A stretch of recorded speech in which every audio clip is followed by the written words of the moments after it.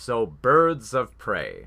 Sorry, no. Birds of Prey and the Fantabulous Emancipation of One Harley Quinn. It's a long title, but I feel it's very fitting now because, over the last year or so, we've seen the DC Comics films go through a big makeover. They were trying to do the big extended universe with stuff like, like Batman v Superman and Justice League, and it just wasn't all connecting. Not quite in the way that I think DC hoped. And so they've decided to veer off and try different stuff. They've tried to do, films that were a little bit more, simpler, fun adventures with stuff like Shazam. And then they tried stuff that was kind of more darker with a little bit more prestige, like Joker, which is now up for Oscar nominations. And it seems to have worked for them. They've been getting a lot more critical acclaim. People are digging more of their films now. So now we come to Birds of Prey, and it's pretty much, it feels like, the title of Emancipation couldn't be more fitting. It feels like it's throwing off the shackles of what happened with 2016 Suicide Squad. Like, Suicide Squad was a mess of a film. There was so many conflicting forces, going on with this film, and it just didn't work. But I think for a lot of people, what did work about the film was Harley Quinn, played by Margot Robbie. She brought the eccentricity and the insanity to that type of character, and it worked. She's one of the more memorable characters from that film. And thankfully, now in Birds of Prey, she is given the film that this character deserves. I mean, Margot Robbie's a great actor, so you don't want to waste her, and Suicide Squad felt like it was kind of wasting her. I mean, she was a little bit of the focus, but they focused on, this standard, they literally say it in the film. They're going to the big, swirling heap of trash in the sky. Like a lot of superhero films were during that era, with like the Fantastic Four and stuff like that. They all followed the formula. There's an apocalyptic threat. Thankfully, in Birds of Prey, there is no apocalyptic threat. And I love this because, DC seems to be taking the right message from Marvel's formula, which was that, the way that Marvel films have been, continuing to build in box office, I think, is because they've been pursuing different types of films. They're not all just following the same formula. There are a few that follow, that fall into the same genre more or less, but in terms of subgenres, they're exploring more.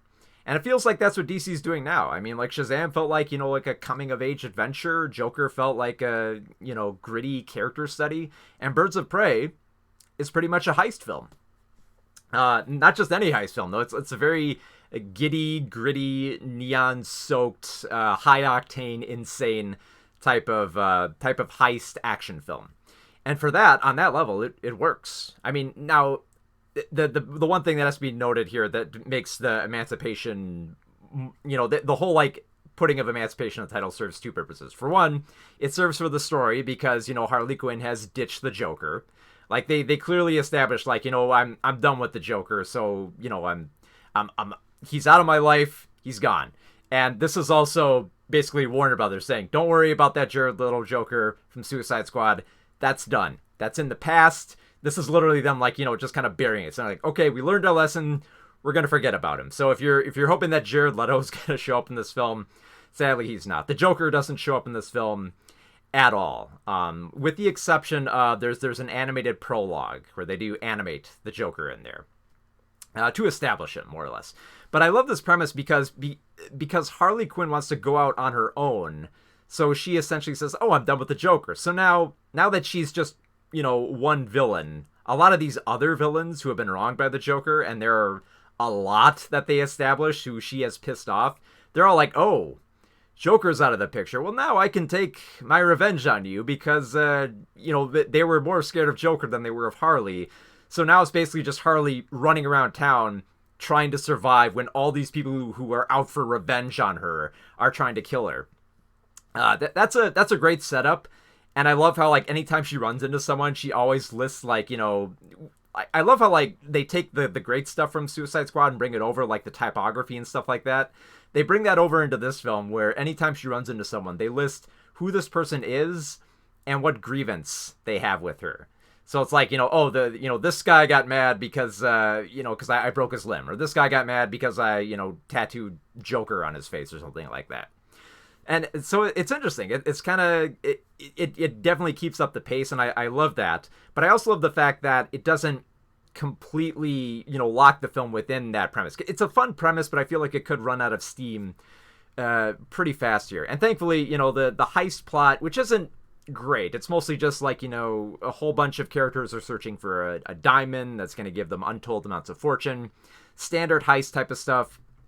But the setting, but the way they go about it, and with all the characters they set here, it's just brilliant. So the one villain who has the most against Harley Quinn, which they established that he's got a lot against her, is Black Mask, who's played by Ewan McGregor.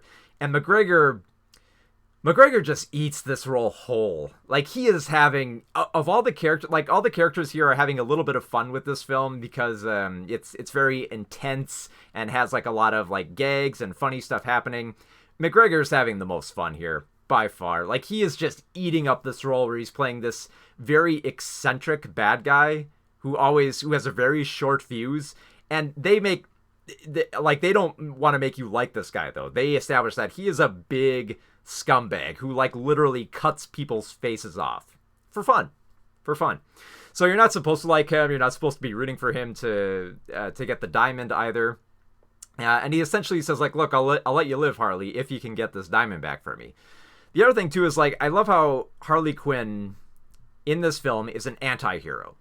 Like, not like, this is the one problem I have whenever there's a film that has a protagonist who is a villain, is that usually when that happens, like, one of two things either happen. They either have to establish that this character is going down a dark path, that we're not supposed to like this character, or that this character is not that bad of a villain, that there's a good side to them.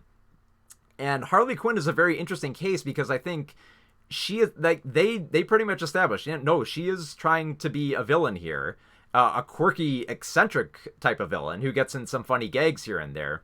But they never pull back to show that she's really that nice of a person. Like, just when you think that she's done something great, that, she's kind of becoming a more loving person, they pull it back and say, no, she actually is a villain and she's going to do crazy stuff because she's a crazy person.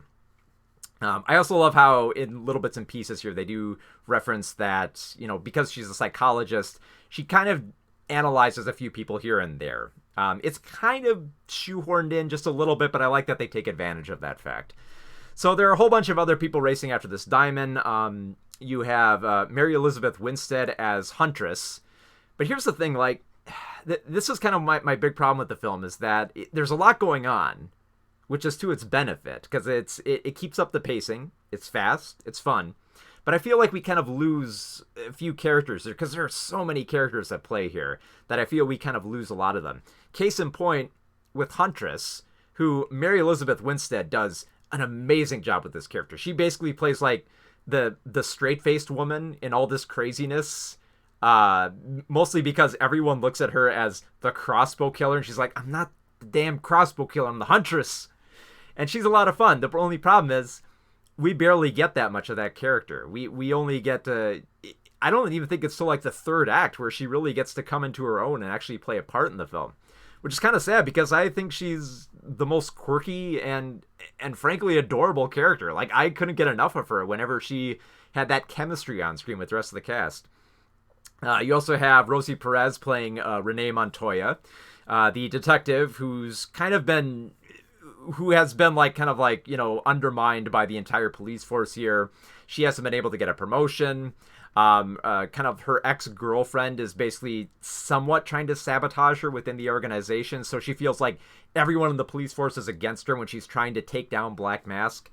You have Jimmy Smollett Bell. I know I'm gonna mispronounce her name here, playing Black Canary, who I like the idea of Black Canary here in that they kind of like for a lot of people from the they know the comics that Black Canary has the power of voice to basically, like, her voice is so powerful that it can, like, break glass and push people back.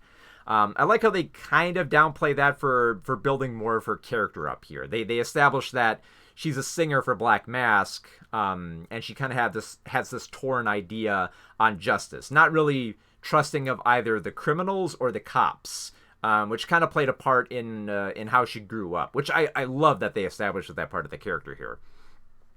And then you have Cassandra Cain, played by Ella J. Basco, she becomes a key player in the heist, but more is kind of like the plucky kid who gets involved with it. She didn't want any part of this heist. She just happened to be in the wrong place at the wrong time. And all these characters basically collide, and and just like craziness ensues from there. They do take great advantage of the fact that the film is R-rated. Like, the violence here is pretty damn brutal. Like, they're not afraid to go into some pretty dark places with a lot of this material here. Like, you will see bones get broken. You will see people explode into bloody messes. You'll see like their faces get cut off. It's pretty damn gruesome and bloody. There's a lot of shootouts. There's a Mexican standoff at one point. Interestingly enough, I love the fact how there's a lot of like limb breaking in the fact that arms and mostly legs get twisted in directions you wouldn't expect. There's a lot of that in those scenes, but I love the fact that it's not afraid to get a little bit down and dirty and brutal. Like, there are a lot of scenes where Harley Quinn is like tossed on the pavement. She slams into cars. It gets pretty vicious at times, which I kind of like. The film is very chaotic in the sense of how it's not so much in how it's shot. Like, it's pretty competently shot. Like, I love the fight choreography here, especially when they have a great climax within this kind of like supposedly abandoned amusement park.